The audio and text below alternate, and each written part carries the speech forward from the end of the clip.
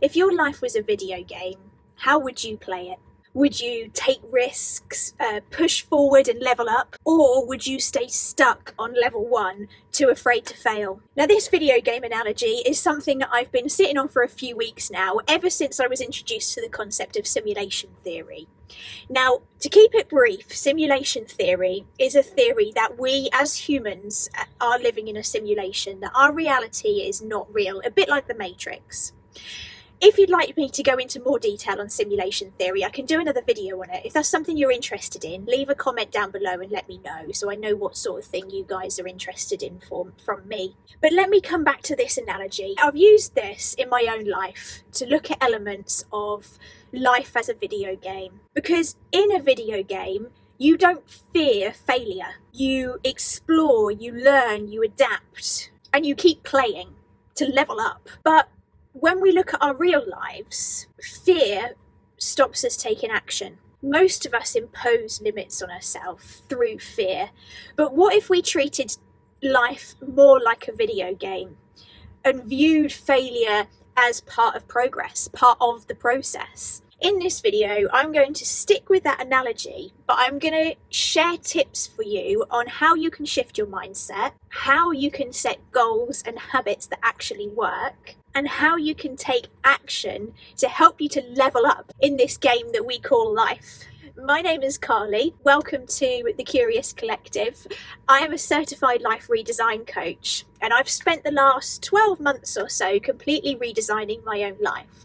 I come from a corporate background, so I was working in a 9-to-5 job that I didn't find fulfilling at all, and I was stuck in a lifestyle that I didn't enjoy. And fast forward, I now live in a camper van and I travel. Now, I get that life is probably not for everybody, but what I've done is broken free, and I now help other people do the same, and I help other people to realise their potential. So coming back to this video, I want to start by talking about fear and self-imposed beliefs. Now, more often than not, fear is just an illusion. It feels very real to us in our reality, but most of it is imagined. And there was a study done that was published in Psychology Today that revealed that 85% of what we worry about never happens.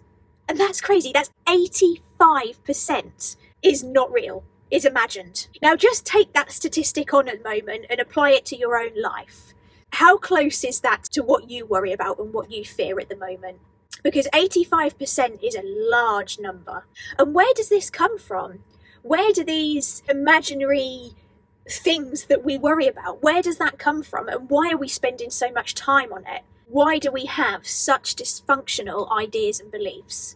Well, the origins really could be anywhere, but likely it's to do with past negative experiences shaping your reality now, or societal conditions, the conditioning that's built within us. Because a lot of our beliefs, if you like, and I put quotation marks around that because we seem to follow a set of invisible rules in life and we never question them.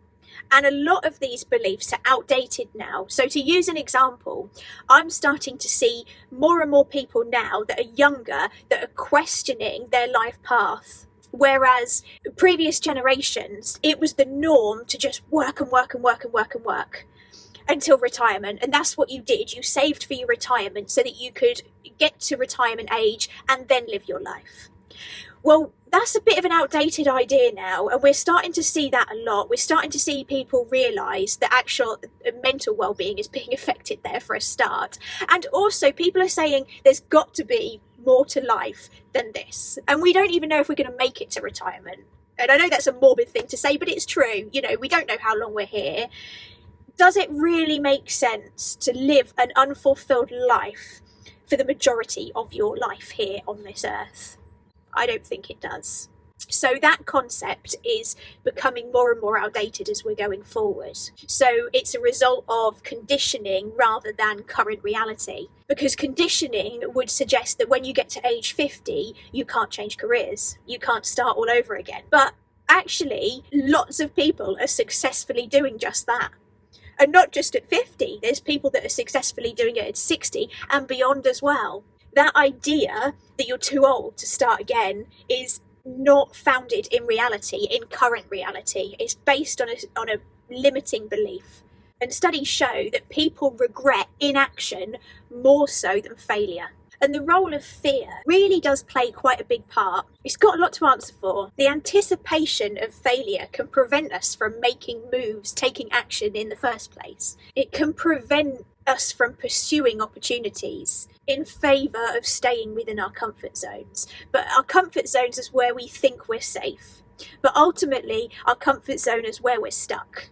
I think we need to reframe failure as learning. Coming back to the video game analogy, failure is just another attempt at unlocking the next level of the game. You learn from that attempt and then you try again. Learn the pattern. You learn different skills, different techniques, and you go in again to attempt to level up. Why don't we do this in real life? So let's talk about what strategies you can use to help overcome this self-imposed fear. The first strategy is developing self-awareness, recognizing and acknowledging your own limiting beliefs. The next step is then challenging them, actively questioning and reframing negative thought patterns and breaking them apart, dismantling them, and embracing an expansive mindset as well, growing your mindset, viewing your challenges as opportunities, seeing failure as learning, as an attempt to level up. And I've seen this happen firsthand. Sometimes when I hold a mirror up to somebody, metaphorically speaking, and question why they believe a certain thought or why they're holding on to a certain belief, and when they think about that question, they realise that there's actually nothing backing it up. And you can almost see it happening, that light bulb moment when it's like, oh, yeah, why did I believe that? Why did I think that? Now, this is an ongoing process. This is a mindset that you have to adopt that grows and expands over time. And the more aware you become, the more you progress with it. But once you've started this process, you can move on to looking at setting goals and habits within your life that move you forward but are also in alignment. I will hold my hands up here. I have a confession to make. I never used to set goals, ever. I was not that person. New Year's resolutions, I never used to set New Year's resolutions because I used to think, oh well, most people fail at them anyway. And also I used to think I'd rather go with the flow, see what happens, see what opportunities come along. I'm not going to set goals. I quickly realised, however, that the person that I want to embody, the person that has the life that I want, that I'm building and manifesting and creating now, that person is somebody who sets goals and achieves them. That is a trait that I embodied from day one, and this is something I've talked about in previous videos, about embodying the identity of the person that you want to be, and that's something that I've done with this goal and habit setting, and I've done a lot of research on the subject as well, so I can share the proven, scientifically proven techniques for how to set goals that actually work. So the first part of the process is to be specific and write them down. Write down your goals. It's been proven that you're 42% more likely to achieve your goal if you've written it down, because it does enable you to be specific. If you set a New Year's resolution, I'm going to lose weight this year, or I'm going to go to the gym more this year, or I'm going to read more this year. I don't know, whatever it is, it's not very specific. It's a wishy-washy sort of goal that you probably aren't very committed to. So by writing it down, it enables you to get more specific. And it has a degree of accountability to it. So the first step is actually writing it down. The next step is to be realistic with your goal. Have a look at the bigger picture. Does your goal align with the future version of yourself? Is it getting you to a place where you're living a fulfilling life? Are your goals actually aligned with the life that you want? So again, thinking of your life like a video game, you are the main character. You've started building the right skills, overcoming obstacles, and unlocking new opportunities. But just because a path is available to you doesn't mean you should take it. Some missions are just side quests, distractions that keep you busy but don't actually move you forward. So the key is to make sure the goals you're setting aren't just busy work, but they're actually contributing to the bigger vision. So before you take action with setting these goals, zoom out on your life, the map of your life, zoom out look at the bigger picture and make sure that you're not just keeping busy, but you're actually progressing toward the life that you want. So I've got some practical strategies to share with you here on setting goals. And these are strategies that I'm using. The first one is it's a good idea to set quarterly goals. So if at the start of this year you set yourself a New Year's resolution, perhaps that was something to achieve by the end of the year. But what I'm doing, or what I recommend you do, is break it down to quarterly goals. And you might just have one. I recommend having no more than 3.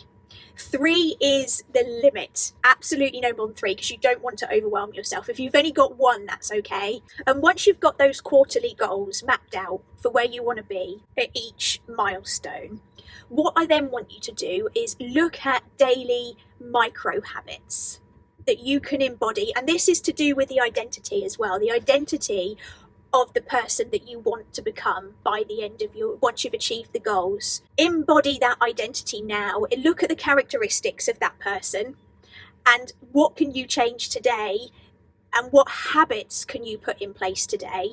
Small micro habits from maybe after you've brushed your teeth in the morning, you meditate for 5 minutes. Or maybe after you've had your morning coffee, you do 5 push-ups. Small little micro habits that you can consistently do every single day that will embody the characteristic of the future self, your future self, but also they will gradually build up to achieving that bigger goal. Another little tip that I'll give you, which is something that I haven't actually included this in my video plan, so I'm going off script now, but this is something that I've been doing that has been working really well for me, and I've recommended it to a few people, and I think I've mentioned it in one of my previous videos. That is having a daily to-do list of 3 items.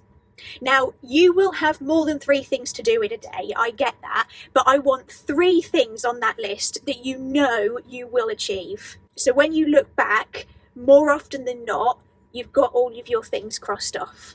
That is a great mindset shift that I can't tell you how much of a difference that's made to my life personally, and I recommend that you do it.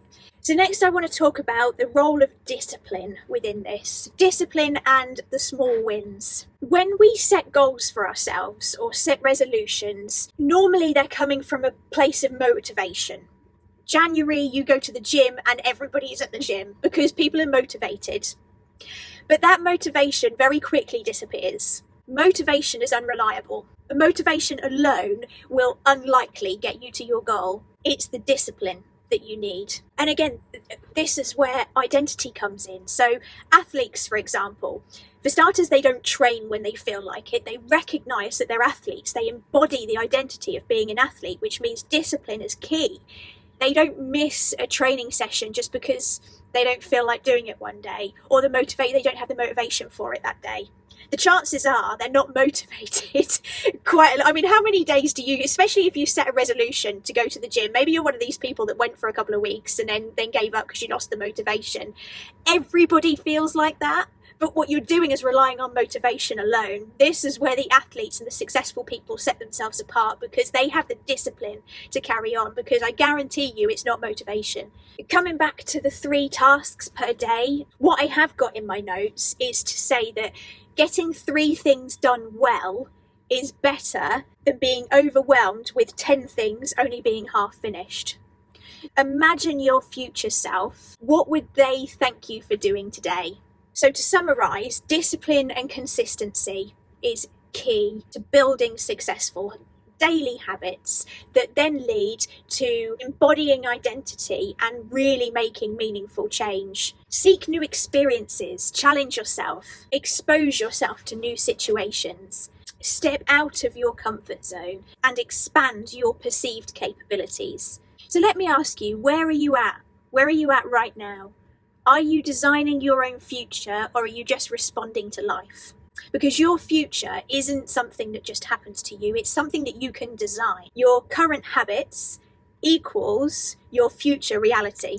When you focus on the small and consistent actions, whether it's working towards a fitness goal, building a business, or improving your mindset, you are essentially leveling up. Are you reacting or are you creating? So I encourage you to shift into creator mode Instead of just playing through the levels that life throws at you, start designing the game. Don't just exist, play to win. So I hope you've enjoyed this video and my little video game analogy there.